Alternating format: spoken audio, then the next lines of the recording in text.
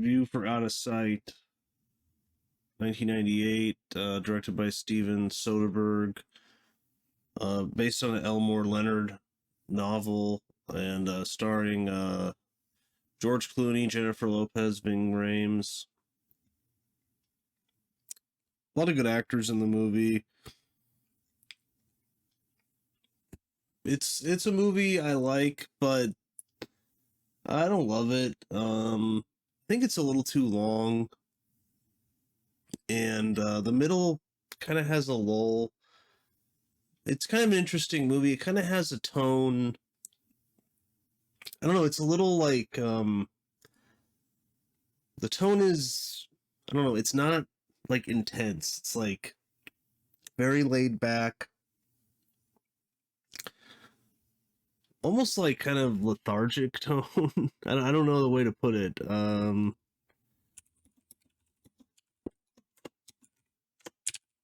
I mean, it's a good movie. I've just never been crazy about it. I think the first third and the last third are really good. So that's what I would kind of say about it. Like Roger Ebert says, he likes it. He gives it 3.5 out of 4 stars. I'd probably give it 3.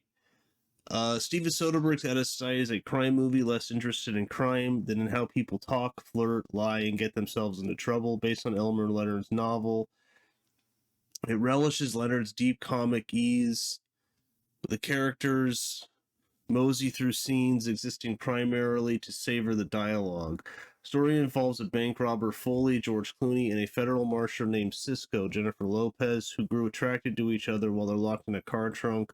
Life goes on, and in the nature of things, it's her job to arrest him. Several things might happen first. This is the 4th recent adaptation of a Leonard novel after Get Shorty. Oh, Get Shorty's Elmore Leonard. Touch and Jackie Brown. The most faithful to Elmore's style. What Ulf? I've never seen Touch. Okay, he gives that 2.5. What does he give Jackie Brown? 4 out of 4. Okay. Yeah, I'd say I haven't seen Touch, but out of all those, I like Jackie Brown the most. But I gotta rewatch Get Shorty. I don't know, maybe I'll rewatch that. But what all 4 movies demonstrate is how useful crime is a setting for human comedy. For example, all caper movies begin with self-contained.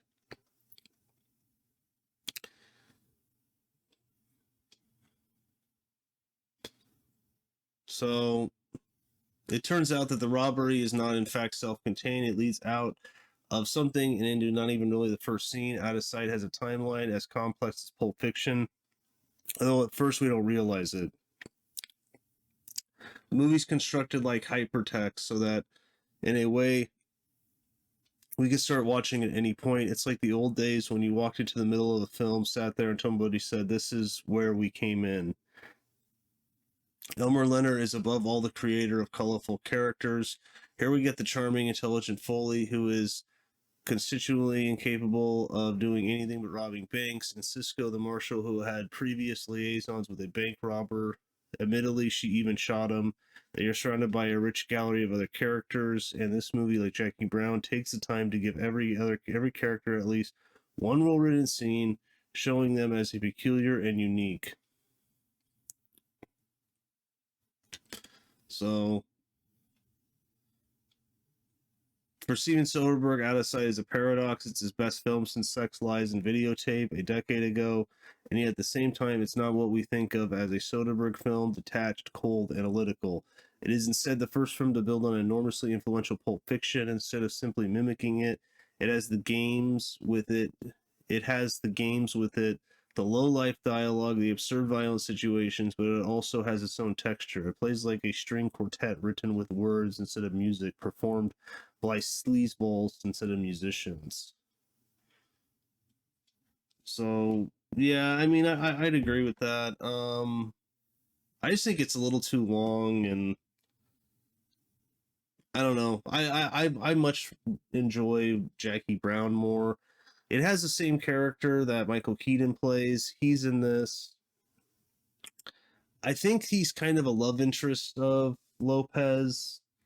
Um, I think they're talking about him. She's talking about him with her father and the dad, and she's like, oh, him and his wife are separated, and the dad's like, well, is he living with his wife still? And she's like, yeah, but he's moving out, and he's like, they're not separated then. So I think that's him. Pretty sure it is. He's in a couple of scenes. He's an FBI agent. She's a U.S. Marshal. I really like the beginning of the movie when they break out of jail.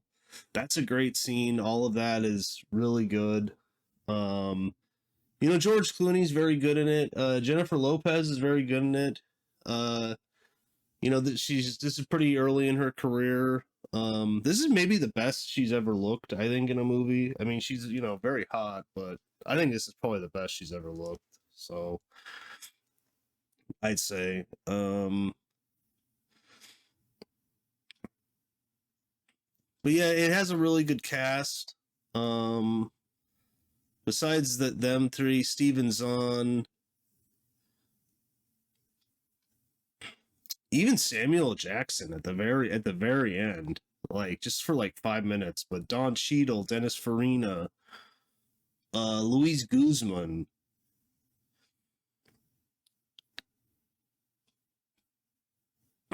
Albert Brooks, who plays like this rich, I think he's like a stock guy, Wall Street, and then he gets put in jail for a while, and he's, Clooney kind of shows him the ropes in jail, and and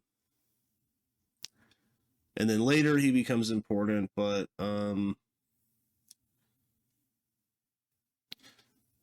yeah, and they kind of fall in love, yeah, in the trunk, and then the movie they split because she ends up convincing Steven Zahn to drive off with her, leaving them Vin Rames and Clooney behind. And then the marshals are trying to catch Clooney and Vin Rames, which leads them to various places where he sees her, but she doesn't arrest him. She's kind of letting him get away. They go to Detroit, where they meet up with Don Cheadle again, who they knew in prison. Because now, spoilers, you know, they're gonna rip off Albert Brooks, who in prison mentioned that he had all these uncut diamonds in his mansion. So he mentioned that to Steven Zahn. And Steven Zahn brings in Don Cheadle, but then Don Cheadle takes over the operation. Steven Zahn splits, but George Clooney and Vin Rames are in on it now. And actually they could have got away. Clooney, Vin Rames gets the diamonds, he leaves, Clooney goes back in, which I kind of don't buy. It's like, I guess that's the plot. I mean, that's the character, I guess. Like, he'll rob banks, but he doesn't want to kill anybody. Like, he won't use a gun. He says he's never even shot a gun. Because he goes back in because I think it's the woman who's in RoboCop, who's the partner of RoboCop. She works with Albert Brooks. I think she's kind of like the housekeeper, but he's in love with her. So she's upstairs with Don Cheadle and this other guy, and he's like, oh, they're gonna kill her, so I need to go back in and save her. So I'm kind of like, just not sure I buy, because like he could have just got away, because his whole thing is also like, I'm not going back to jail because he has all these felonies. He was in jail for a couple of years, but he escaped, and he's like, if they catch me, I'm going back to jail for like 30 years, So he's like, I'm not going back, but he'll go back in the house and then try and save this lady, and because he's such a good guy, I guess. But I don't know. I'm just not sure I buy that, because like he could have got away with Vin Rames, but I guess that's the character in the Leonard novel. But But yeah, I didn't know Get Shorty was based on a Leonard novel. Um, but yeah, really awesome cast. I mean, I like Steven Soderbergh. He's not like one of my favorite directors or anything. Sex Lies and Videotape. I don't even know if I've ever seen that. Aaron Brockovich is a good movie. It's kind of like with a lot of his movies. Like I'm like, it's good. I don't think it's great. I'm not crazy into it. Side Effects, I remember I liked a lot, like 10 years ago. Um, Haywire, Contagion.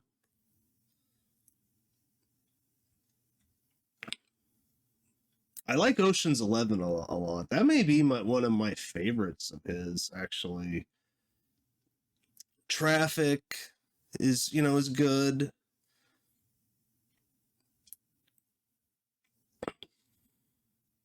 Wow, I didn't, man, his career goes back to 83. Yes, Hold On, music video. Sex Lives and Videotape is like when he really got started to get big and got a lot of praise. Oh yeah, The Limey. Like that too. Um, but yeah, he's, talented director. Not really a director I follow that much though. He's interesting because he actually is a cinematographer on a lot of his movies. Not on this one though, but on a bunch of his movies, he actually shoots the movie. He's a cinematographer, which is interesting and very rare actually. Because I'm sure as a director, you have all these things to worry about. You just want to hire a good cinematographer, work with them, and they get the shot right.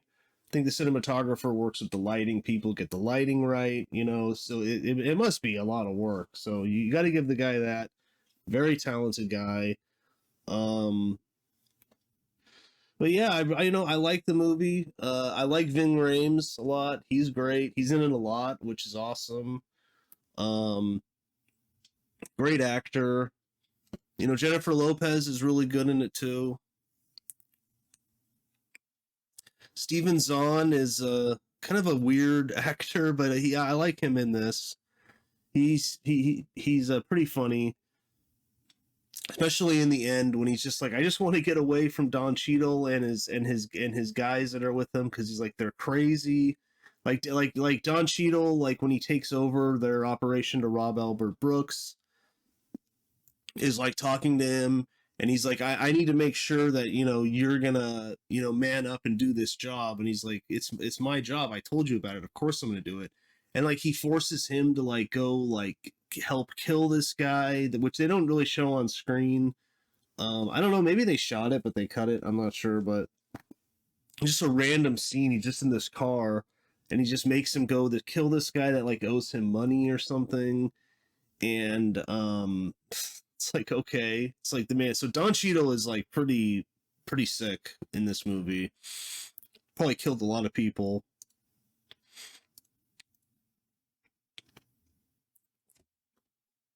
But yeah, Michael Keaton's in it for a little bit. On the trivia, it says he reprised his role in a small cameo. He originally played in another novel adapted film, Jackie Brown.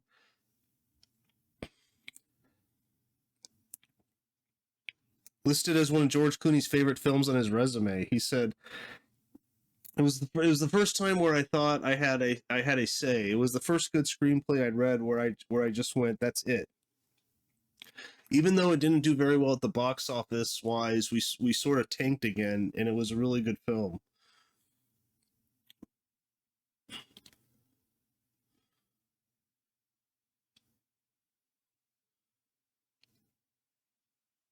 And the mugshot of Jack Foley, George Clooney, is a shot from his Seth Gecko's character from Dusk Till Dawn.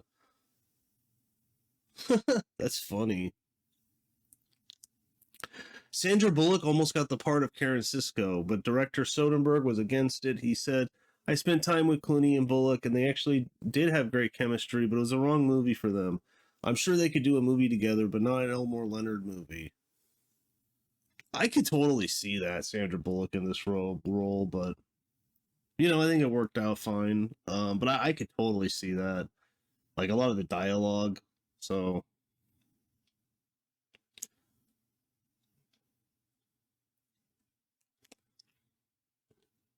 the trunk scene was shot 45 times. Wow. However, none of these takes were used in the final cut, as the test audience disliked the long single take. The scene as it appears in the film was a reshoot. The original long take is available in the DVD extras. Wow, I should check that out. Elmore Leonard envisioned Jack Nicholson or Sir Sean Connery as Jack Foley when he sold the film rights to his novel. Hmm. Well, I think they're too old by then, but for this movie, but who knows when he sold the film? I don't know when he wrote the book, so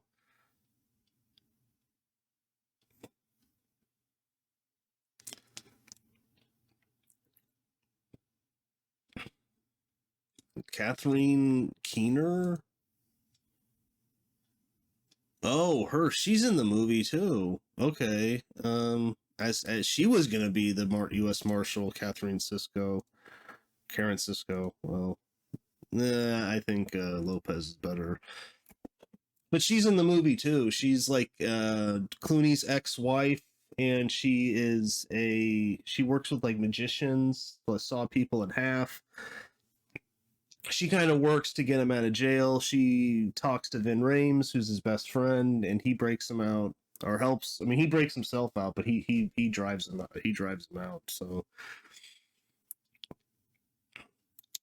but yeah, solid movie. Yeah, like for 3 out of 4 stars, I'd probably give it a 3. So, like it, I don't love it, but if you haven't seen it, check it out. Out of Sight, George Clooney, Jennifer Lopez, Vin Rames, many more people. Great cast.